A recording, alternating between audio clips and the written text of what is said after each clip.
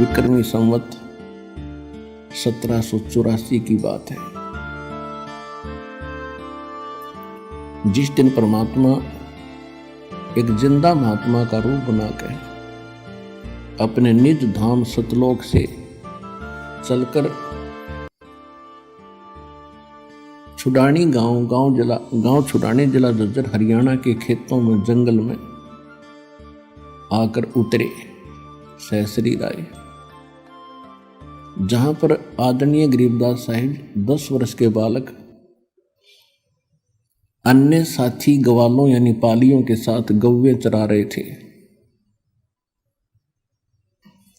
उस समय उनकी आयु 10 वर्ष की थी।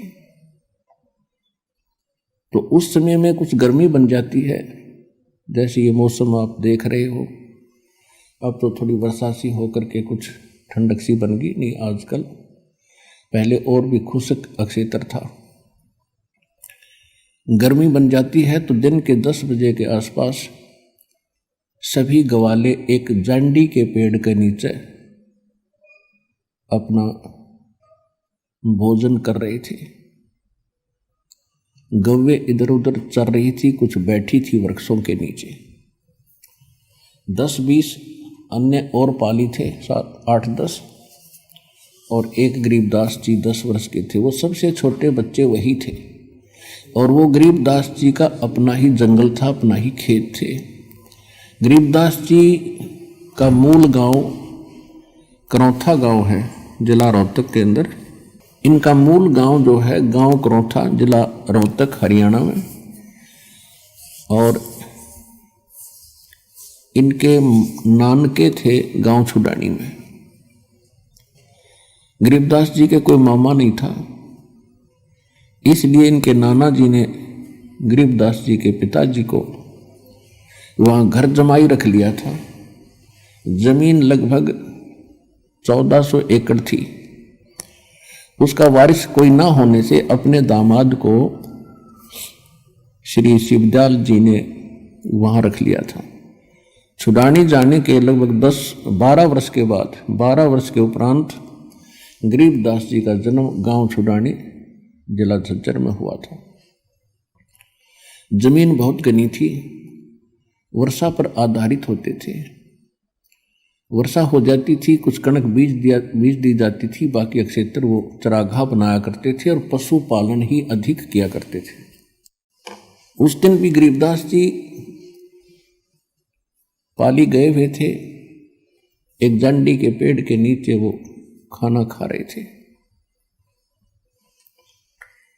गरीबदास जी का जन्म सन 1717 विक्रमी संवत 1774 को हुआ, वैशाख पूर्णमासी को। तो ये सन 1727 यानी संवत 1784 की बात है। फाल्गुन उतरते की द्वादशी यानी सुदी द्वादशी, चांदनी द्वादशी, दिन के 10 बजे परमात्मा वहाँ उनके पास एक साधु रूप में आए, जहाँ वो सभी गवाले पाली आहार कर रहे थे, रोटी खा रहे थे। उस समय आतिथ्य सत्कार बहुत होता था। साधु संतों को विशेष आदर दिया जाता था।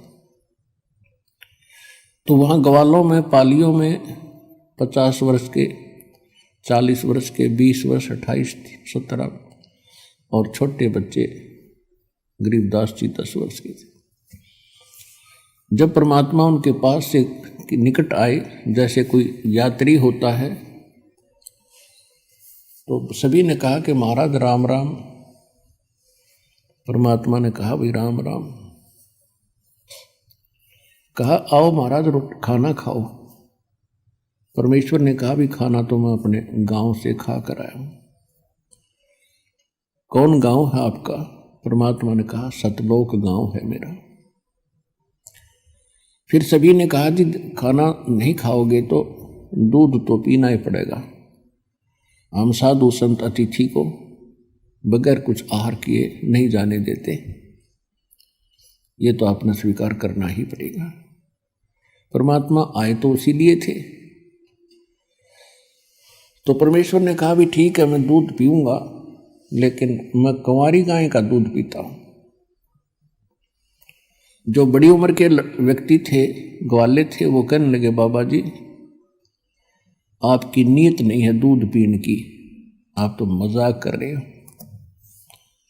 परमात्मा बोले भाई अगर दूध पिलाना है तो पिला दो, तो कुंवारी गाय का पीता हूं।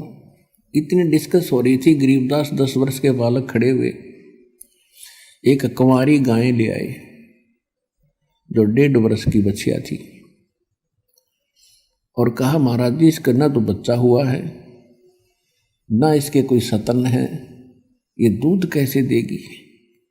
परमेश्वर कबीर जी ने कहा कि बच्चों कोई तुम्हारे पास ऐसा बर्तन हो वो लाओ जिसमें दूध निकाल लेंगे।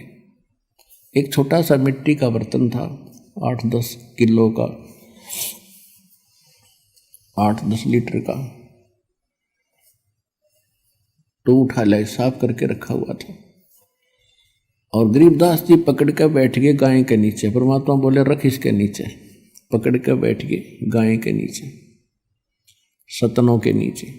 परमेश्वर खड़े हुए और बच्चिया के कमर पर हाथ थपकी मारी, सतन लंबे लंबे हो गए, दूध की धार चल पड़ी और पात्र भर गया जो बंद हो गई। बोलो सतगुरुदेव, बंदी छोड़ कबीर साहेब की जय। अब गरीबदास जी ने, बच्चे ने कहा कि लो महाराज जी ये तो आपका ही चमत्कार है, दूध पी लो। परमात्मा ने कुछ दूध पिया, शेष उन पालियों से कहा कि ले बच्चों पी लो, ये प्रसाद है। अब जो बड़े गरीबदास जी से जो बड़े थे सारे ही, उन्होंने कहा कि हम ना पीवें, ये तो पाप का दूध है, कुंवारी गाय का दूध निकाल दिया, और ना जाने क्या जादू जंत्र कर रखा है आपने, और फिर आपने जो उठा कर दिया, अपना पता कौन सी जाति के हो, हम ना पीवें, उठ कर चले गए। अब गरीबदास जी ने कहा कि लो भगवान मुझे दे दो, आपका बनाया हुआ प्रसाद कब कब उपलब्ध हो, सौभाग्य है मेरा जो आपका झूठा दूध मुझे प्राप्त होगा, अमृत होगा। परमात्मा ने कहा था बेटा ये जादू जंत्र का नहीं है, ये यहाँ इस लोक का भी नहीं है, ये तो मेरे लोक से आया, सतलोक से, और पी लो तुम, बहुत लाभ होगा। कहते हैं सकल पदार्थ है जग माही, पर कर्महीन नर पावत माही। गरीबदास जी ने वो दूध पिया, वो सभी चले गए दूर, पाली दूसरे साइड में गौओं को भी आंख ले गए। अब वहां रह गए परमात्मा और वो प्यारी आत्मा जिसके लिए मालिक आए थे। परमेश्वर ने चर्चा शुरू की कि बेटा भक्ति किया करो, परमात्मा का नाम लेना चाहिए, ये मनुष्य जीवन बार बार नहीं मिलेगा। तो गरीबदास जी जैसे बच्चे थे कहने लगे भगवान हम करते हैं, राम राम करते हैं, सीता राम करते हैं, राधे श्याम का जाप करते हैं, बजरंग बली की जय बोला, शंकर भगवान की भक्ति करें। फिर परमात्मा ने काफी देर तक उनको समझाया बेटा ये इनकी भक्ति से मोक्ष नहीं हो सकता, आपका जन्म और मृत्यु नहीं मिट सकता, आपके कर्म के अंदर यानी प्रारब्ध के अंदर जो लिखा है कोई पाप कर्म जिससे आपको कोई हानि होनी है, तो इन भगवानों की भक्ति से वो समाप्त नहीं हो सकती। इन भगवानों की भक्ति करने से आपको पुण्य और पाप दोनों ही प्राप्त होंगे। और कहते हैं पिछले ही तप से होते हैं पूर्ण हंस मुराद। ये पिछले संस्कार थे उस बालक के, एकदम उसके हृदय में एक विशेष प्रेरणा हुई कि परमात्मा आज तक हमने यो ज्ञान कभी किसी से सुना नहीं, और ऐसा भगवान नहीं सुना जो आप बताते हो कि वो सब दुख दूर कर सकता है, हमारे प्रारब्ध यानी किस्मत लिखे हुए लेख का भी नाश कर सकता है, हमारे सब पापों का नाश करके हमें पवित्र कर सकता है और मोक्ष पूर्ण दे सकता है। और हमने तो कभी कभार स्वर्ग सुना था, उस स्वर्ग की भी जानकारी पूरी नहीं थी। तब परमात्मा ने स्वर्ग की डेफिनेशन सुनाई, परिभाषा सुनाई कि स्वर्ग तो बेटा ऐसा है जैसे एक होटल होता है, और होटल के अंदर जैसे शिमला, कुल्लू, मनाली साइड में, यहाँ राजस्थान, हरियाणा, पंजाब, उत्तर प्रदेश के व्यक्ति जो धनी लोग होते हैं वो महीना 20 दिन, हफ्ता 10 दिन गर्मियों के समय में वहाँ चले जाते हैं, अपनी जेब में पैसा ले जाते हैं 50,000, 60,000, कमरा किराए पर लेते हैं, होटल में खाना भी सब सुविधाएं उपलब्ध होती हैं, सैर सपट्टे करते हैं, कोई काम नहीं होता क्योंकि उनका वहाँ कर्म क्षेत्र नहीं है। वो अपने धन को ही व्यय कर रहे हैं, वहाँ उनको सुविधा खूब प्राप्त है, कोई काम नहीं, लेकिन उनकी जेब कट रही है, उनकी पूंजी नाश हो रही है जो लेकर गए थे, और जिस समय वो पूंजी समाप्त हो जाएगी वो स्वयं वहाँ से चले आएंगे। अगले वर्ष हो सकता है ऐसा लाभ ना हो जिससे 50-60 हजार रुपये सेव हो जाए, बचत हो जाए, तो वो अगले बार वहाँ भी नहीं जा सकते, यहीं रहना पड़ेगा। ठीक इसी प्रकार ये स्वर्ग है।